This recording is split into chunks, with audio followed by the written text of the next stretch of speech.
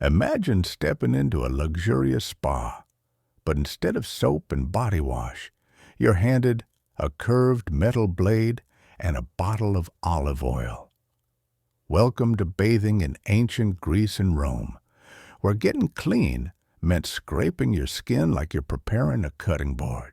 Today, we're diving into one of history's most fascinating hygiene practices, the ancient art of the strigil. And trust me, by the end of this video, you'll never look at your shower the same way again. Here's something that might surprise you. For most of human history, soap as we know it simply didn't exist. The ancient Greeks and Romans had no bars of Dove, no bottles of body wash, and definitely no 3-in-1 shampoo, conditioner, body wash combos. Now, soap did technically exist in some form. Ancient Babylonians made a soap-like substance from fats and ash around 2800 BCE. But here's the thing. The Greeks and Romans didn't really use it for bathing. In fact, the Roman writer Pliny the Elder mentioned soap, but primarily as a hair product used by Germanic tribes, not as a body cleanser. So how did these ancient civilizations, famous for their elaborate public baths and hygiene rituals, actually get clean? The answer is both ingenious and slightly unsettling. The secret weapon of ancient cleanliness was an instrument called a strigil. Picture a curved metal blade shaped like a question mark or a miniature scythe. It was typically made of bronze or iron, though wealthy individuals might own silver or even gold versions. The bathing process worked like this. First, you'd coat your entire body with olive oil, not just a light moisturizing layer, but a generous coating. The oil would seep into your pores and mix with all the dirt, dead skin cells, and sweat accumulated throughout the day. Then came the scraping. Using the strigil, you'd systematically scrape the oil off your skin, taking all that grime with it.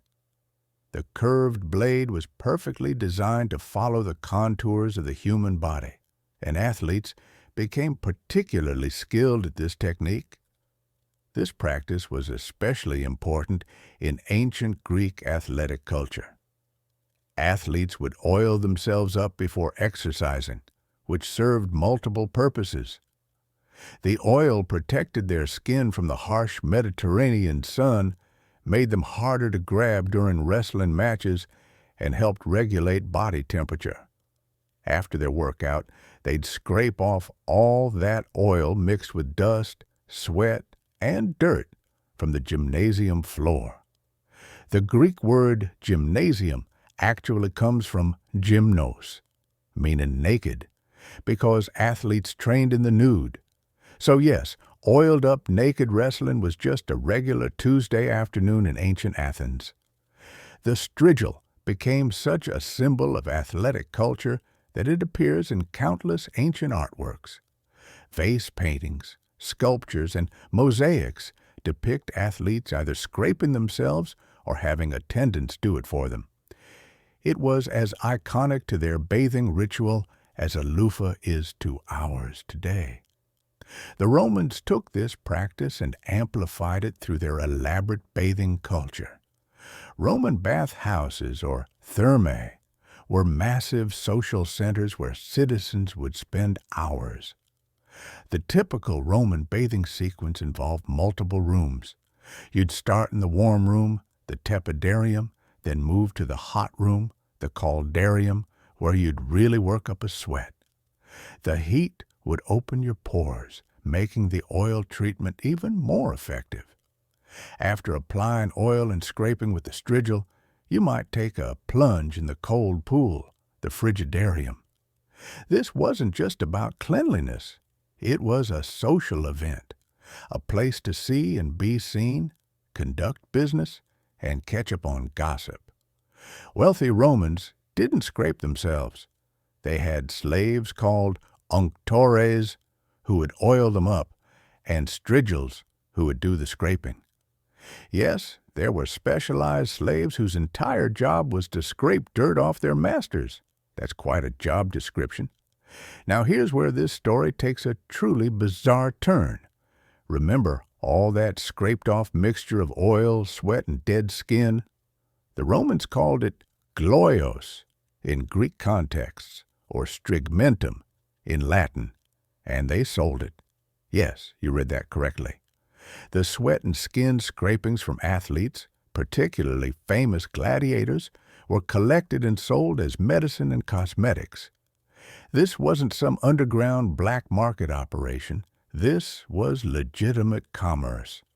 Roman women in particular would buy gladiator sweat as a skin treatment and aphrodisiac. The famous physician Galen mentioned this practice, noting that the scrapings from athletes were used to treat various ailments.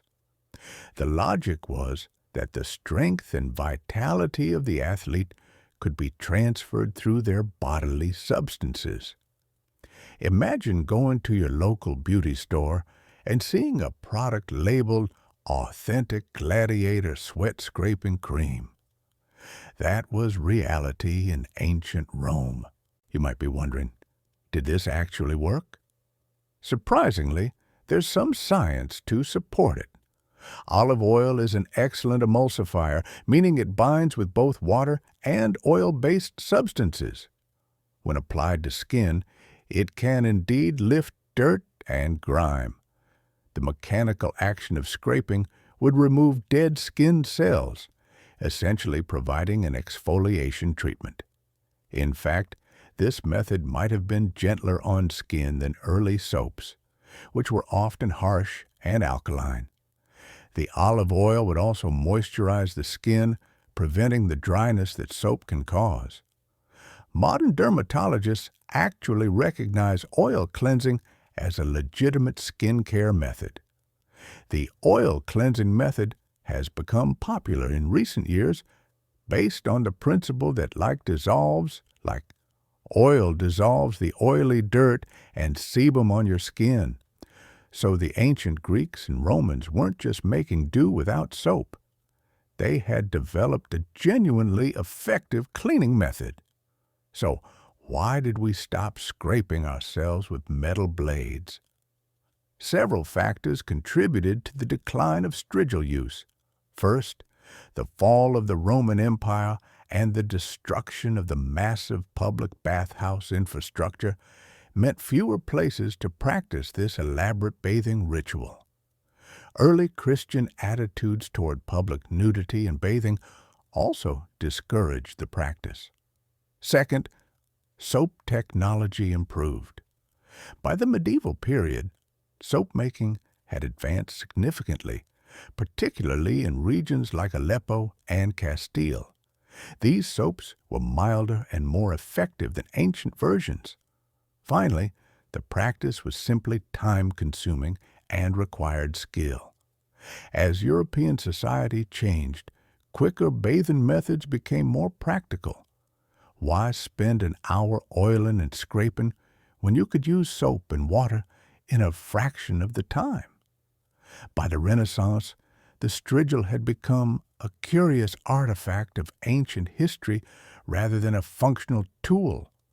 While we no longer scrape ourselves with bronze implements, the strigil's legacy persists in unexpected ways. The concept of oil-based cleansing has experienced a revival. Korean and Japanese beauty routines often begin with oil cleansers. Cleansing balms and oils are now common in Western skincare. Following the same basic principle the ancients discovered, oil removes oil. Dry brushing and various exfoliation tools continue the tradition of mechanical skin cleansing.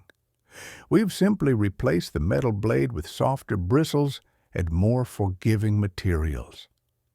And as for selling athlete-derived products, while we've mercifully moved past gladiator sweat, the sports memorabilia industry thrives on similar principles.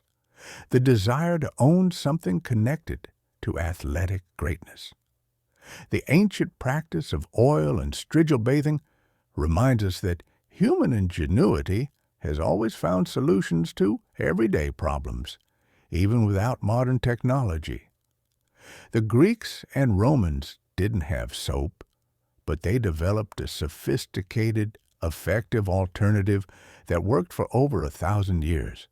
It also highlights how cultural practices that seem strange or even disgusting to us were perfectly normal to our ancestors.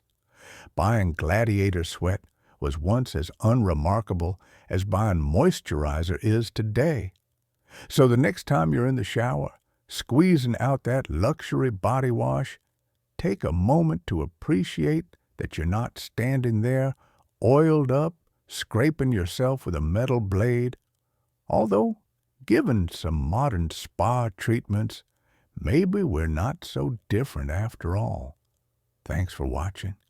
If you enjoyed this journey into ancient hygiene, let me know what other historical practices you'd like to explore. And please, don't try the Gladiator sweat thing at home.